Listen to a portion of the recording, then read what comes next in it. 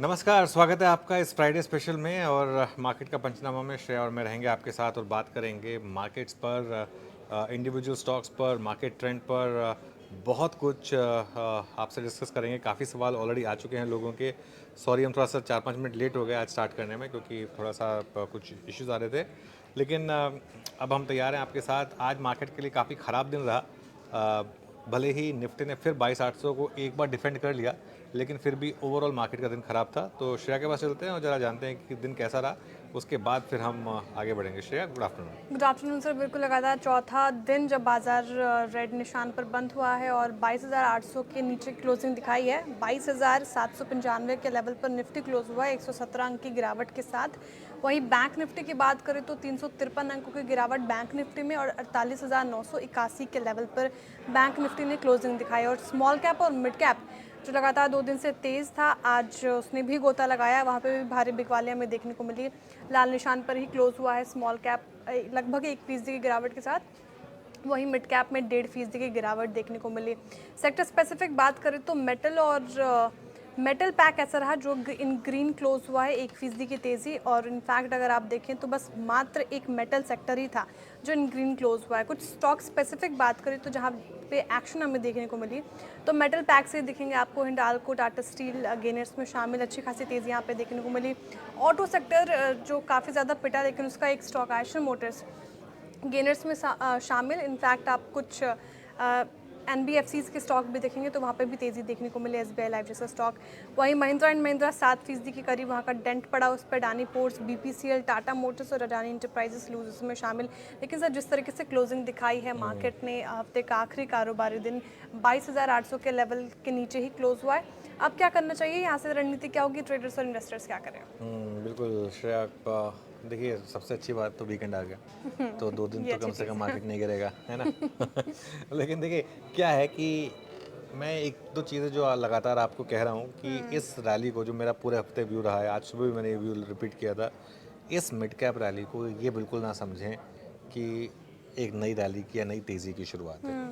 और अभी भी बेसिक व्यू यही रखें कि इस रैली में जितनी फंसी हुई पोजीशन है उसमें से बाहर निकले। देखिए, मार्केट अब आपको वो मौका नहीं देगा कि जो आपने एकदम पीक पे लिए थे वो प्राइस आपके वापस आ जाए, वो नहीं मिलेगा।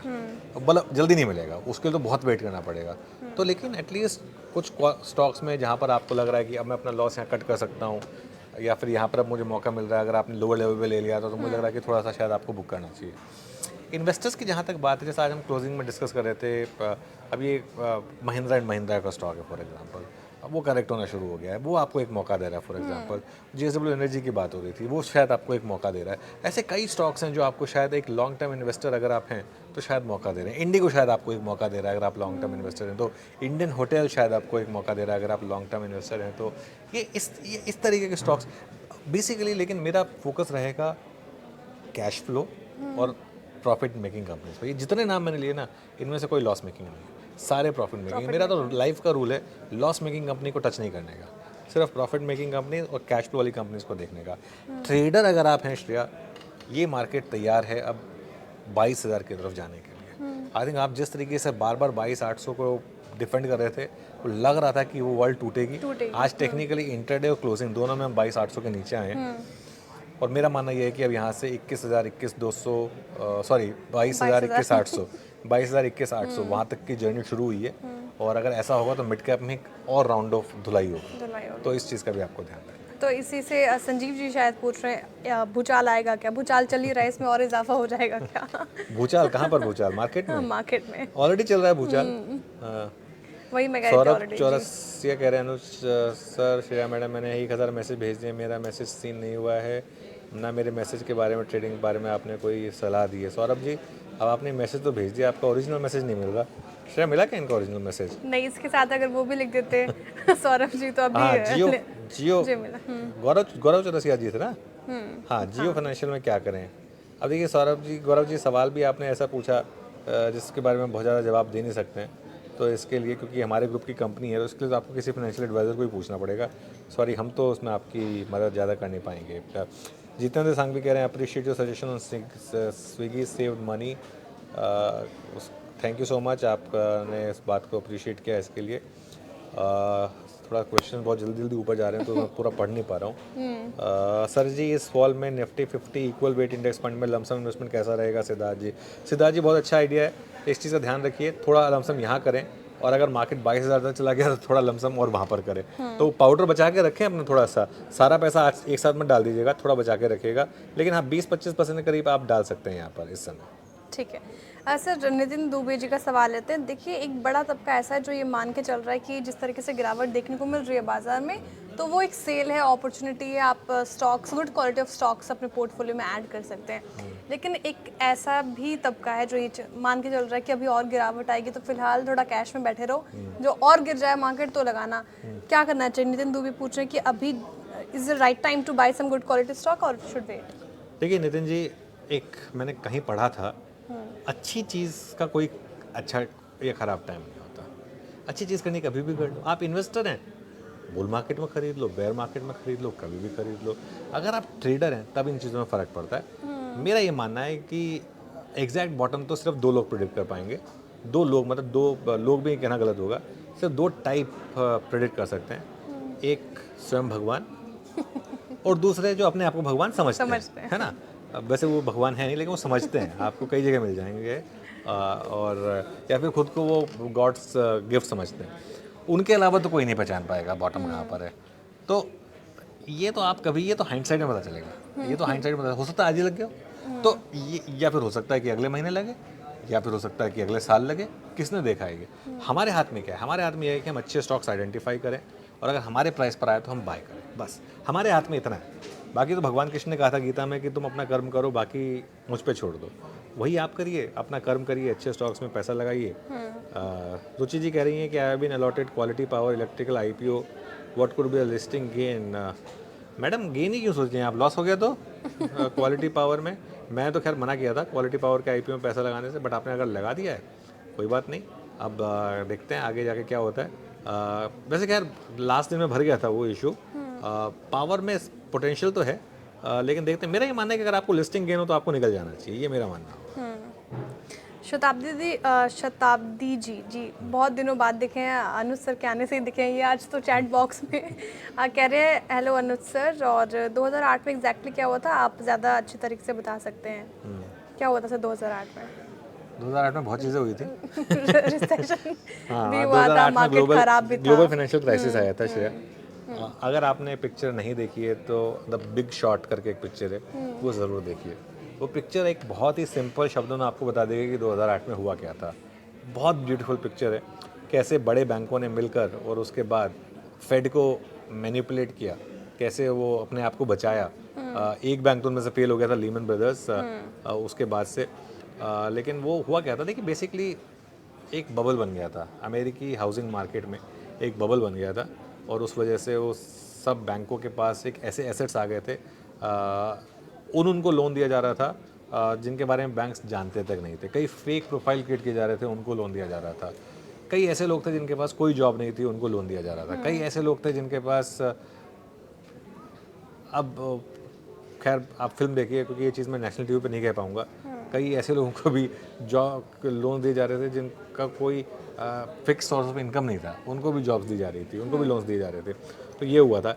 मुझे नहीं लगता कि इस बार मार्केट में ऐसा कुछ है, इस बार मार्केट में ऐसा कोई स्ट्रक्चरल इशू नहीं है, ये मेरा मानना है। अनुज सर को नमस्ते। नमस्ते सिटी साइबर जी। टाटा मोटर्स 461 में ले रखा है, बने रहें या निकल जाएँ? देखिए 461 पे आपने, देखिए मैं एक चीज़ बताऊँ आपको, 461 पे आपने लिया, 1100 तक स्टॉक गया। अब ट्रेलिंग स्टॉप लॉस नाम की भी एक चिड़िया होती है, वो क्या कहती है, जब आपने 450 में कोई स्टॉक लिया, वो 1100 तक गया, तो आप फिर उसके बाद कहें कि चलिए 1100 का अब 10% अगर यहाँ से गिर गया तो मैं निकल, 1100 का 1000 हो गया आप निकल जाइए, 1000 का 900 हो गया आप निकल जाइए। अब आप जस्ट बिकॉज 461 पे ले लिया आपने, आप बैठे हैं कि नहीं मेरा तो प्रॉफिट है मैं क्यों बेचूं, ऐसे नहीं होता है। देखिए प्रॉफिट मेकिंग ट्रेड्स में, इन्वेस्टमेंट में भी बार बार रीलुक करना ज़रूरी होता है। वैसे भी टाटा मोटर्स एक सिक्लिकल स्टॉक है। खैर एनीवे, अब मेरा ये मानना होगा कि अब आपने अब तक नहीं बेचा है तो अब मेरे ख्याल से 650-640 के करीब का स्टॉप लॉस लगा दीजिए, क्योंकि ये ऐसा ही स्टॉक है। अब बहुत लोग इसमें फंसे भी हुए हैं हायर लेवल पे भी, आपने तो खैर काफ़ी लोअर लेवल पे लिया था, तो ये आपके लिए अच्छी चीज़ हुई है। संजीव जी, ऐसे ही मैं भी सवाल पूछ रही थी इसी इर्द गिर्द। ये कह रहे हैं कि can you ask Anuj sir his technical view, और should he sit on cash till Nifty drops down to 22,000 level, then buy around 22,000, और second view buy at 22,750 and sell at 23,000 short term? देखिए मैं इसका जवाब दे देता हूँ। मैं कल तो खैर छुट्टी है, मंडे को मैं मंडे को कुछ निफ्टी ETF लूँगा। मैंने एक कॉर्पस बनाया, उसका 20% मैं मंडे को डालूंगा। 22,800 आ गया, यहाँ पे मैं डालूंगा 20%। मुझे फ़र्क नहीं पड़ता इसके बाद निफ्टी 22,000 पर आ जाए या 22,500 पे आ जाए या और 22,500 पे आ गया तो मैं उतना ही क्वांटिटी और डालूंगा। 22,000 पर आ गया तो मैं जितनी क्वांटिटी कल मंडे को डालने वाला हूँ, जितनी 22,500 पर डालने वाला हूँ, उसकी डबल मैं 22,000 पर डालूंगा। और भगवान ना करे अगर उसके नीचे आ गया, 21,000 22,000 के बीच में आ गया, तो मैं जितना भी मेरे पास उसके बाद सेविंग्स, डिस्पेंसेबल सेविंग होगी, वो सारी के सारे डाल दूँगा। क्योंकि ये तो मैं मार्केट कहीं तो रुकेगा।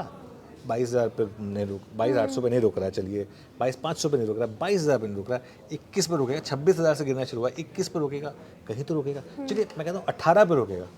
मैं कह रहा हूँ मान लीजिए, हाइपोथेटिकली मान लीजिए कहीं तो रुकेगा, जीरो थोड़ा ना हो जाएगा। लेकिन जब चलने लगेगा तब उसकी कोई वो नहीं है, कैप नहीं है। तब वो 25,000 भी जाएगा, 40,000 भी जाएगा, 60,000 भी जाएगा। देखिए मैं व्यू ले रहा हूँ अगले 12-13 साल का, क्योंकि मेरा फोकस जो होता है वेल्थ क्रिएशन पर। 12-13 साल में जब मेरी बेटियाँ बड़ी हो चुकी होंगी, जब उनके कॉलेज जाने का समय होगा या हायर एजुकेशन का समय होगा, मैं तब की बात सोच रहा हूँ। तो मैं उस हिसाब से सोचता हूँ। Okay, Rostock capital acknowledged your message. एक और सवाल है, अखिलेश जी कह रहे हैं कि BSE में जिस तरीके से मूव देखने को मिला सर, वहाँ से ये प्रॉफिट बुकिंग करके निकल जाए? किसमें? BSE। बहुत टफ है सवाल ये। देखिए BSE एक one of the few stocks है जो करेक्ट नहीं हुआ है अपने हाई से, उसके आसपास ही है। हाई आई थिंक इसका 6,500 के करीब था। आई थिंक अब ये स्टॉक मेरे ख्याल से कितना होगा, 6,000 होगा मेरे ख्याल से, 6,000 से थोड़ा नीचे होगा जी, बहुत ज़्यादा तो नीचे नहीं होगा। तो मेरे ख्याल से मैं एक बार चेक ही कर लेता हूँ इसका स्टॉक। एक सेकंड से मैं चेक कर रही हूँ। हाँ, 5,745 पे, 6,000 से थोड़ा हाँ नीचे। 5,745 ना, तो ठीक है। मेरे ख्याल से बने रहें, कोई दिक्कत नहीं है। ट्रेडिंग स्टॉप लॉस लगा लें यहाँ से ना। अब जैसे 5,745 5,200 का एक ट्रेडिंग स्टॉप लॉस लगा लें। मैं एज्यूम कर रहा हूँ इन्होंने बहुत पहले ले लिया था, 800 900 हज़ार रुपये पर ले लिया था। 5,200 का ट्रेडिंग स्टॉप लॉस लगा लें, उस तरीके से करें। ठीक है, ऐसे ट्रेड करें फिलहाल इसमें। और भी sir any update on health of गाबस? अब तक तो नहीं आई है अपडेट। हम कोशिश कर रहे हैं, जल्दी जैसी ही अपडेट आएगी हम आपको भी बताएंगे फिर। हम सब ये उम्मीद कर रहे हैं कि जल्दी ठीक हो जाए वो, आपकी तरह हम भी कंसर्न्ड है। अब अगला सवाल लेते हैं, गोल्ड स्टॉक्स पर व्यू मांग रहे हैं वेकेशन टाइटन्स जी। गोल्ड स्टॉक्स पे क्या करें, और सेंको गोल्ड और कल्याण ज्वेलर्स स्पेशली लॉन्ग टर्म के लिहाज से कैसे लग रहा है सर ये स्टॉक? अगर आपको चूज करना हो सेंको गोल्ड या कल्याण ज्वेलर्स क्या कौन सा चूज करें? दोनों नहीं, टाइटन।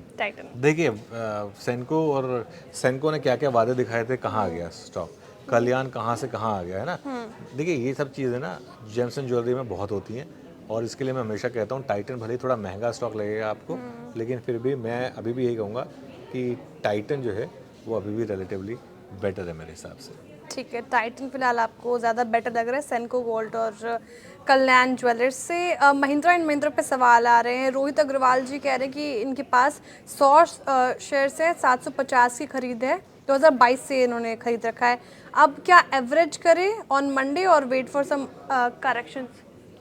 सॉरी कौन सा स्टॉक बोला आपने? महिंद्रा एंड महिंद्रा सर, जिस तरीके से गिरावट आज देखने को मिली। देखिए महिंद्रा एंड महिंद्रा में ना ये लेवल पे 100% बाय बनता है, और अगर यहाँ से और नीचे आएगा तो और नीचे बाय बनता है।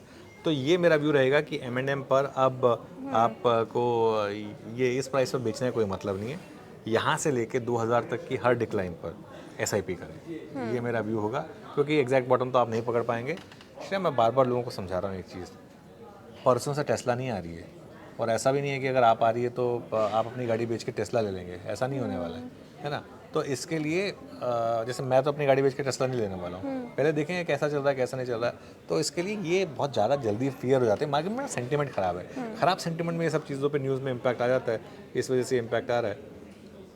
ठीक है, टाटा एलेक्सी, टाटा टेक अपने हायर से अपने हाई लेवल पे कब तक जाएगा? और मेरी आपकी लगेगा। खरीद प्राइस क्या है वो नहीं पता, मुझे लग रहा है हाई साइड पे खरीद रखे हैं आपने मानस जी। टाइम लगेगा तो फिलहाल जो है वो होल्ड करके रखे हैं अभी। बिल्कुल होल्ड करके रखें। कैन यू दर्शन पूछना can you give view on dam capital? I got it in IPO and I am in loss. अब मैं आपको एक बात बताऊं, तुम्हारे फिलहाल के लिए। अब मैं आपको एक बात बताता हूँ, अब मुझे ना दुख होता है जब ऐसे सवाल आते हैं तो पता है क्यों? देखिए डैम कैपिटल का अब मैं आपको बताता हूँ शेयर प्राइस इसका लेकर अगर देखें आप, अब ये 400 पे लिस्ट हुआ, ठीक है, 415 तक गया लिस्टिंग वाले दिन। उसके बाद मार्केट ने थोड़ा गिरना शुरू किया, चलिए मानते हैं, फिर भी इसने आपको बहुत मौके दिए। 388 390 पे काफ़ी दिन तक रहा, काफ़ी दिन तक रहा 380 388 389 रुपये पर, है ना। अब इशू क्या हो गया, आपने आईपीओ में अप्लाई किया और आपको मिल गया, ठीक है, आईपीओ आया था 283 रुपीज़ पर शेयर पे, 283 वाला 400 रुपये पे स्टार्ट हुआ ट्रेड। बुक करिए ना कहीं तो, मेरे ख्याल से इसका 52 वीक हाई तो उससे भी ज़्यादा था शायद। तो ये दिक्कत हो जाती है जब लोग बुक नहीं करते हैं, तो स्पेशली जो आईपीओ वाले स्टॉक्स होते हैं ना, उनमें तो आपको फटाफट बुक करना चाहिए। 52 वीक हाई तो खैर 450 का था, वो तो चलो ठीक है, बुक करना बहुत ज़रूरी होता है आईपीओ को, क्योंकि हर कोई तैयारी कर रहा होता है। और अभी तो इनमें प्री आईपीओ इन्वेस्टर्स के लॉक इन नहीं खुले हैं अभी, तो एक बार इनके सब में लॉक इन खुलेंगे तो पता नहीं और कितना गिरेंगे। हैविंग सेड दैट, मैं धर्मेश जी को जानता हूँ, बहुत अच्छे इंसान हैं और बहुत अच्छे बैंकर भी हैं। मेरा ये मानना है कि लोअर लेवल पर यहाँ पर बाइंग आएगी। अभी थोड़ा सा मार्केट का सेंटीमेंट खराब है तो इस वजह से शायद थोड़ा सा मार्केट गिर रहा है। ठीक है सर, टेस्ला की एंट्री से कौन कौन से स्टॉक को फ़ायदा होगा ये हमने कवर भी किया था। सोना बीएलडब्ल्यू प्रिसीजन को शायद सिर्फ फायदा होगा। हाँ मतलब ऐसे ऐसे मदरसन बहुत सारे है, सोना है, काफ़ी हैं ऐसे काफ़ी स्टॉक्स। ज़्यादा हैं। तो मदरसन पे क्या करना चाहिए यही पूछ रहे हैं, फायदा होगा तो जो रख लें फिलहाल, अभी क्या लग रहा है सर? देखिए ये पता है क्या है, ये ना आपने वो कहानी सुनी थी बीरबल की खिचड़ी, अभी ना बीरबल की खिचड़ी पक रही है। अभी आप दूर से सोच रहे हैं देखिए वो खिचड़ी पक रही है, जब वो पक जाएगी तो मैं खा लूँगा। पकने तो दीजिए उस खिचड़ी को, बहुत टाइम मिलेगा शायद इसमें, कुछ बहुत जल्दी कल की कल कुछ नहीं होने वाला है, अभी बहुत इसमें टाइम लगेगा। थोड़ा आराम से वेट करें और उसके बाद आप लें, कोई दिक्कत नहीं है। ठीक है, कुछ इंस्टाग्राम के सवाल लेते हैं सर। यहाँ पे भी हमारे साथ जुड़े हुए हैं लोग और साइन पे पूछ रहे हैं ये गिरा है स्टॉक आज। साइंट गिरा आज काफ़ी गिरा है, मिड कैप आईटी में आई थिंक आज काफ़ी प्रेशर है और साइंट चला भी काफ़ी था इस वजह से। तो क्या करें साइन में, बने रहे या नहीं फिर शायद निकल जाए मेरे ख्याल से, निकल जाए मेरे ख्याल से साइंट में से, क्योंकि थोड़ा मुझे लग रहा है कि मिड कैप आईटी में थोड़ा सेलिंग प्रेशर बढ़ सकता है, तो मेरे ख्याल से निकल जाए यहाँ से तो बेटर रहेगा। चलिए आज फिर यहीं पर समाप्त करेंगे इस सेशन। हमारे साथ आने के लिए और दर्शकों के हमारे साथ नहीं, आपका ही शो है सर, सारे सवालों के जवाब देने के लिए, और दर्शकों को बहुत बहुत आभार इस सादात में हमसे जुड़ने के लिए, अपने सवाल पूछने के लिए। और जिनके भी सवाल रह गए होंगे वो फिर से हमारे साथ मंडे दोबारा जुड़े और मंडे उनके सवाल लेने की कोशिश करेंगे। फिलहाल इस शो से इतना ही, दीजिए इजाज़त, देखते रहिए CNBC आवाज़। नमस्कार।